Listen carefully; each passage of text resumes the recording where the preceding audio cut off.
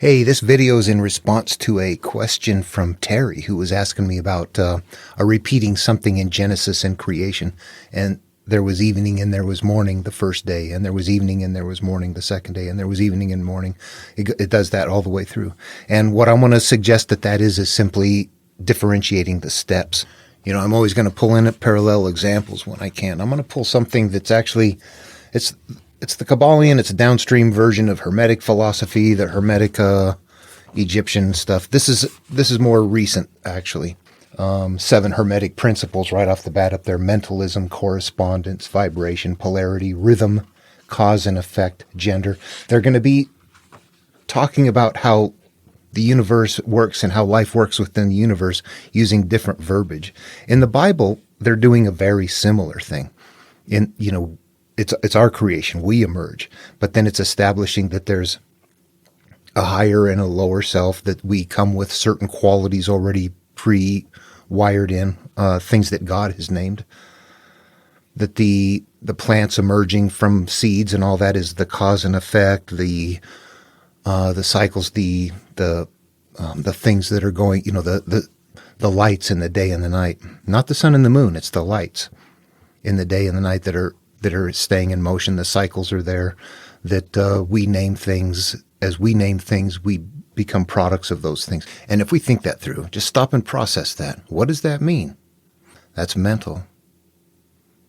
It's establishing mentalism. When we decide what something is, we become that. Well, it's not telling us that until we interpret it. Reading it as a religious thing, it sounds like Adam just gave names to all of the creatures. That's us giving name to our experiences. It's establishing how our life is going to work. And then it puts us right after getting all that set up, it plants us in the beginning as naked, unashamed in the Garden of Eden at number 7. So what those are just really kind of like differentiating the steps. Like saying, here's 7 different things. That's what that's doing. It's like saying, here's 7 different things. And it's got combined things in it. It's not as simple as this. They're making it complicated like that. But that's what they're doing. Does that answer the question? Again, just looking for parallel processes that are already in place. Think of this like we are Adam and Eve in the Garden of Eden. This is our launching point in life. From here, things take off. There's a certain set of things that are fixed up to this point, but from here it all takes off. So it's like we're going off into a gaming world out there, but everything in 1 through 7 is the rules in how it works once we get on the path. Think of it that way. And if you're looking for the template, what I would suggest is this. Genesis is a very bad place to see the template. It doesn't exist there very well. It's in a very crude form. I've talked about Genesis before, and there's some interesting things I see going on in there. I see multiple additions. I see that it is derived from something different, that I've got some Lilith material that was Jewish that was taken out of the Bible. I want to say that over again. I caught this on editing. It was taken out of Genesis, out of the original Genesis story. It was never in the Bible. I can see that the template was there in place, but in a way that would not have worked well with the religion. So there were modifications made. Genesis was kept in place. The flood story, to me, is almost a mistake. They were probably stuck with it. It's derived from Babylonian works. But there's the flooding of the entire earth. But Noah being called and all of that going through there, boy, that's a very incomplete monomyth. It's not very clear what's going on there. Exodus would be much easier to see if you wanted to. It's further downstream and it's more developed. And we can make comparisons with other stuff out there by looking at Exodus. By looking at Genesis and Babylonian material like the Enuma Elish or things like that, or the Atrahasis, their flood story, it's harder to see the parallels in those than if we were to look at Jason and the Argonauts and Moses and Exodus. We can see parallels in those real easy. So, I can see some in Jesus too. Jesus was called as the only Son of God, had supernatural powers, traveled with 12 hand-selected, or traveled with hand-selected disciples, and tells us to seek the kingdom of heaven within. King Arthur is selected as the only one who could extract Excalibur, travels with Merlin for supernatural powers, travels with hand-selected knights, and seeks the Holy Grail. The patterns are, at some point you look and you go, okay, I see something so predominant by looking at it in a certain way that begins to emerge. And it's very evident that it's sitting right there. It's just a matter of how we look at it and how we analyze it to see it. But Genesis is tough. They've got, there's a blend going on in there. They've got the steps, the creation. They've got the 5 rivers that establishes something different. Then how it's basically how life unfolds down to the flood, which to me, that's kind of like Babylonian, a variant of that. And in fact, to be clear, this needs to be said. If we're talking about any of Joseph Campbell's work as far as monomyth, everything we're doing in Genesis from creation all the way up to the flood, he didn't know that was there. He didn't see that. That's the creation of each human. The monomyth is when the hero picks up the hero's journey. That's the one that repeats so much that it becomes very common. Up in the beginning of Genesis, there's not even a monomyth up here. This is how we came about and why the monomyth needs to happen. So there's something different happening in the beginning until the calling happens. And then once the calling happens, then the sequence can begin. Again, they're doing things here like trying to explain why ziggurats are there and why, we emerge from someplace else, and, places emerge from elsewhere.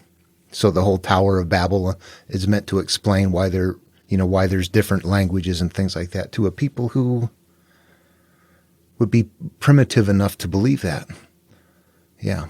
All right. So this is where I get stuck in verbiage, because that monomyth term is there and people know Joseph Campbell's work and I know his work and I know it's not complete. He doesn't have anything in there for showing the cycles of pain and things like that, which is the very reason you go on the monomyth. He's got big glaring errors in there. But I see one myth from creation, from the time you're born all the way up until the time you need to flood the world, and you do or you don't. And if you do, you start going on monomyth sequences until you get through and get to the happy land, the Canaan, to the kingdom of heaven within, to nirvana, that you continue to go through the monomyths. And that is how the material is structured. So I see only one template actually, which is significantly bigger than what Joseph Campbell's monomyth is. It actually isn't. What it is it includes creation plus the steps that he missed as far as cyclical pain and whatnot. And then it goes through the monomyth. But then what happens is it just begins repeating the monomyth, because that's how we would live life. I go resolve something. Whew, I feel better. Time goes by. Okay, I got to go resolve something else. Time goes by, and each time you emerge as a new person. And when you resolve the issue, you die and become a new person and have a new wife, or have a new start, or have an emptiness. Even if it's a famine, you're in a land where there's nothing there. That's a good place. That means emptiness. Anyway, okay, I just want to say that's all those ones are right there. Those ones repeating right there, that's like saying step 1, step 2, step 3, step 4, except it's at the end and it's in a different kind of a way. We're done with this step. We're done with that step. It was good. We're done with that step. It was good. And that's it. Simultaneously, what it's attempting to create is the reason, how we came about, why we're here. Obviously, the creation story. And the big thing is probably on the template for them was establishing that day 7 as a day of rest, because that was probably something in their culture that was everybody gets together, we come together, we stop working, we come to get ministered to, we learn from the Pharisees and the scribes, we learn how we're supposed to act, how we're supposed to please God, how we're supposed to live our lives in such a manner to receive the graces and all of that kind of stuff. And that's a necessary part of a society that is, a lot of people with no technology. Everything is word of mouth. Everything is word of mouth. So it's going to be very important to have day 7 established for that. And for us, then day 7 becomes something that's more, that's crucial for us in a different way. It's that returning back point. If you were to look at Jason and the Argonauts as another one, as an example, in order to rule his kingdom, he needs to get the golden fleece, which is hanging in a tree at the far side of the world, the far side of the earth, right there. That is saying, I'm going on my adventure. I need to get back to day 7 in order to have my control of my life back, to order to rule my world. Day 7 is the golden fleece. We're getting back to before our life began, and we have to go through this pathway on the way back where we turn inward, we meet up with our inner selves, we defeat the creatures along the way, which represents the pain, the hurt, the shame that we're carrying, and that we emerge eventually back in life with those changes in place and make whatever changes are necessary in the physical life. If we change enough, we're not going to fit in environments. All right, so it's always important to know within these processes that there is that destination, that I'm looking for those analogs, that 3s, those 7s, things like that might sound kind of crazy. Every monomyth has one of those in there. They just might not have a bunch of them. The golden fleece is all that's needed for that story. If this was only 1, you could just use 7. But since you're going to continue to repeat it and create a network of these things that need to match up, then you have to create parallel terms that are analogous for the same thing, but at the same time it appears as though they're very carefully maintaining an order with that. But if you step back far enough, this is like a scary bottom line, that if you were like looking for a good flow in the Tao, if you wanted to have nirvana, if you were seeking the kingdom of heaven within, if you were seeking the Holy Grail, if you're seeking Canaan, if any monomyth is going to have a destination that's going to be a point where you are detached from the physical, from mentally connected from the judgments that we've made along the way, and as a result have become emotional products, continuing to live out that life experience, repeating it until we find a way to let go of it. Everyone has a destination. You can't go on a journey if you don't have a place to go. They have to establish that. Everyone establishes a place. And they're all, despite sounding different, they're going to be the same mental place. These are stories written and told to people that are isolated from each other. They've got their own little stories. They're not going to find the path. I don't even know who these people are. They're from around the world. I'm not telling their story. But if there's one that's meaningful to me and I can see pieces and parts in my environment, that's what is going to be happening. And that's why they're all over the place. But they don't sound the same. They sound different from each other's, but the only difference is the analogous verbiage. Whoever the story was written for is the hero. You become the Jews. You become Jason. You become Moses. You become Noah.